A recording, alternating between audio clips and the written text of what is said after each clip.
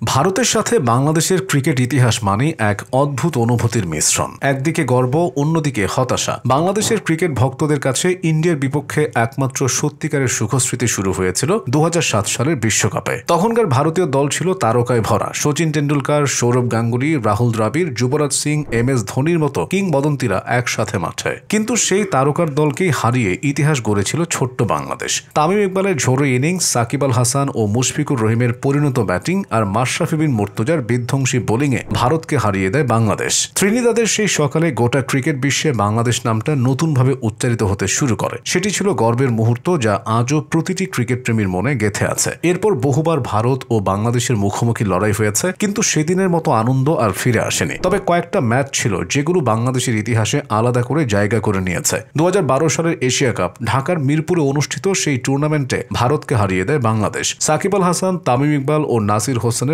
দুর্দান্ত ব্যাটিংয়ে বাংলাদেশ 290 রানের বিশাল লক্ষ্য তাড়া করে জয় তুলে নেয়। মিরপুরের সেই রাতে দর্শকদের উল্লাসে স্টেডিয়াম কেঁপে উঠেছিল, যেন একটা জাতি নতুন করে বিশ্বাস করতে শিখেছিল আমরাও পারি। 2015 সালে বিশ্বকাপে কোয়ার্টার ফাইনালে আবার ভারতের মুখোমুখি হয় বাংলাদেশ। মাহমুদুল্লাহ রিয়াদের টানা শতক, রুবেল হোসেনের আগুনঝরা বোলিং, সবকিছু মিলিয়ে ম্যাচটা ছিল দারুণ প্রতিদ্বন্দ্বিতাপূর্ণ। কিন্তু বিতর্কিত আম্পায়ারিং সেই লড়াইকে অন্য রূপ দেয়। মেলবোর্নের সেই ম্যাচে হারলেও সেদিনের বাংলাদেশ মাথা উঁচু করে মাঠ ছেড়েছিল। ক্রিকেট বিশ্ব তখন জানলো বাংলাদেশ এখন আর সহজ প্রতিপক্ষ নয়। তারপর আসে 2015 সালে জুন মাসের স্মরণীয় সিরিজ। প্রথমবারের মতো ভারতকে সিরিজ হারিয়ে দেয় বাংলাদেশ। মিরপুরে 3 ম্যাচের ওয়ানডে সিরিজে বাংলাদেশ জেতে 2-1 ব্যবধানে। নতুন মুখ মুস্তাফিজুর রহমান তখন প্রথমবার আন্তর্জাতিক ক্রিকেটে পা রাখলেন, আর তার কাটারে ভারতীয় ব্যাটাররা একে একে ছিটকে গেলেন। প্রথম ম্যাচে 5 উইকেট, দ্বিতীয় ম্যাচে 6 উইকেট। এক নবীন বোলার রাতারাতি কাটার মাস্টার নামে পরিচিত হয়ে গেল। সেই সিরিজ জয়ের পর দেশের প্রতিটি রাস্তায়, প্রতিটি মানুষের মুখে একটাই স্লোগান, বাংলাদেশ পারে। 2016 সালে এশিয়া কাপও ছিল গর্বের। সাকিব, মাশরাফিদের নেতৃত্বে বাংলাদেশ ফাইনালে পৌঁছায় পাকিস্তান ও শ্রীলঙ্কার মতো দলকে হারিয়ে।